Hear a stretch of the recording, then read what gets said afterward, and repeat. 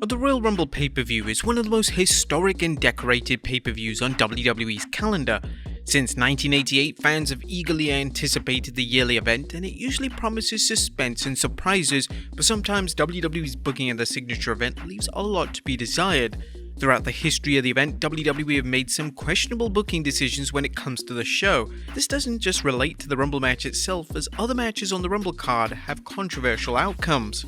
Join us now as Wrestlelamia looks at 10 of the most questionable Royal Rumble booking decisions ever.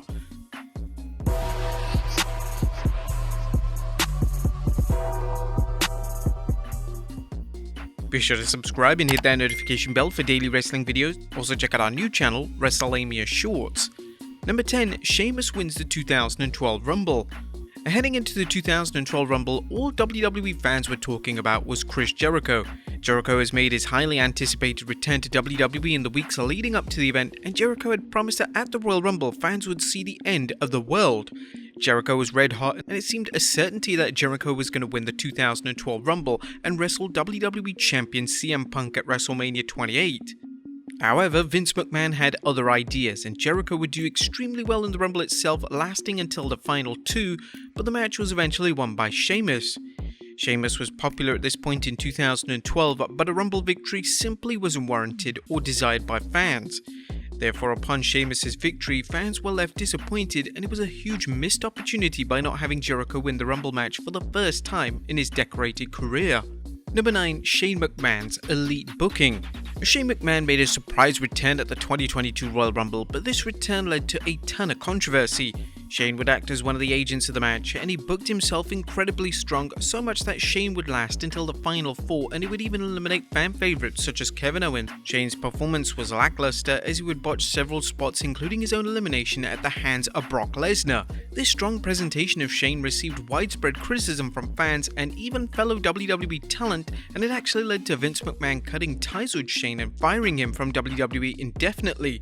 It later surfaced that the booking of the prodigal son could have been way worse, as Shane had made some downright bizarre pitches for the match, and most of them centered on him being the star of the entire match.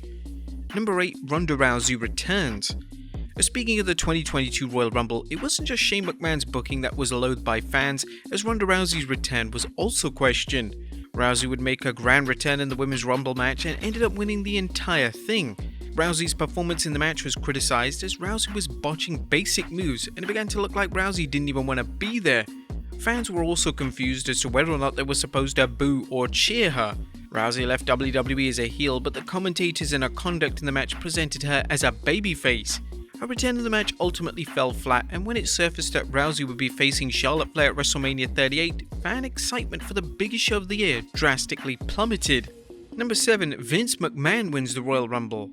The Attitude Era was an exciting time to be a wrestling fan, and you would assume that WWE would go all out during the Royal Rumble pay-per-view.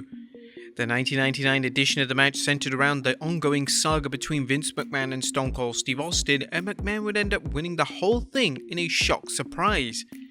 Whilst this was a great catalyst for the next chapter in the rivalry, a non-wrestler winning one of the biggest matches of the year was an utter waste. WWE had clear, concrete plans for WrestleMania 15 to be main evented by The Rock and Stone Cold, but the WWE wanted to throw another barrier in Austin's way. But was this really the most appropriate way to do it? Number 6, the 2006 main event. Rey Mysterio winning the 2006 Royal Rumble is one of the most iconic Rumble moments of all time. It began Mysterio's push into the main event scene, and this Rumble win will culminate when he would win the world title at WrestleMania 22. Whilst it was virtually impossible to criticize his booking move, what fans were all in agreement on was that this should have closed out the show. Instead of Mysterio's major win closing out the pay-per-view, WWE decided to book the Mark Henry vs Kurt Angle World title match as the main event. This was an unusual decision, and the match was rather lackluster. The only reason they wanted to have the match on last was that it was to feature The Undertaker destroying the ring, but this didn't remotely warrant the main event slot on one of the illustrious shows of the year. Number 5, Roman Reigns wins the 2015 Rumble. Now, in terms of worst Royal Rumble matches, the 2015 edition of the match is up there with the very worst. The match was a perfect example of how not to book the match, as all WWE were focused on was getting Roman Reigns over. The match was booked atrociously, as stars such as The Big Show and Kane would eliminate fan favourites such as Dolph Ziggler and Dean Ambrose. This completely deflated the crowd, and combined with the early elimination of Daniel Bryan, the crowd simply wanted nothing to do with the match. When Roman Reigns eventually won, the crowd outright rejected this win, and the majority of the blame would fall on Reigns. This would unfortunately heavily damage his relationship with the fan base for years to come. Even when The Rock would make a surprise return to save Reigns from a beatdown during the match's climax, the crowd would even boo The Rock, which reportedly made The Rock furious as he was fully aware that WWE had booked the match in an incompetent manner. Number 4. The Hardy Boyz break up. One of the biggest storylines heading into the 2009 Royal Rumble was centered on the WWE Champion Jeff Hardy. A mystery man was making Jeff's life hell for months, and this included notable incidents such as Jeff being attacked before the 2008 Survivor Series and Jeff being involved in a car accident. Jeff would defend his title against Edge at the Royal Rumble pay-per-view, and in shocking fashion, Matt Hardy would turn on Jeff, allowing Edge to recapture the championship. This was a controversial booking move, as a fan desire to see the two Hardy Boyz feud was simply not there, as fans had always preferred them as a duo. Extra criticism was directed at the decision to have Jeff drop the title just 1 month after winning it, as fans expected Jeff to walk into Wrestlemania 25 as WWE Champion, but WWE had other ideas. The angle made little sense, as WWE struggled to justify why Matt had turned on his brother, and the main reason that the storyline made no sense was because Matt originally wasn't supposed to be the one responsible for Jeff's accidents. Instead, it was supposed to be a returning Christian, but upon these creative plans leaking online, WWE cancelled the idea and opted to have Christian return on a random episode of ECW. Talk about disappointing. Number 3. The Rock ends CM Punk's title reign. The Rock vs John Cena at Wrestlemania 28 was a dream match that truly delivered and was a major financial success for WWE. However, when it surfaced that WWE planned on doing a rematch at Wrestlemania 29, fans instantly questioned what WWE were thinking. The Wrestlemania 28 encounter was endlessly marketed as once-in-a-lifetime encounter, and for WWE to once again book the match was an insult to the fans.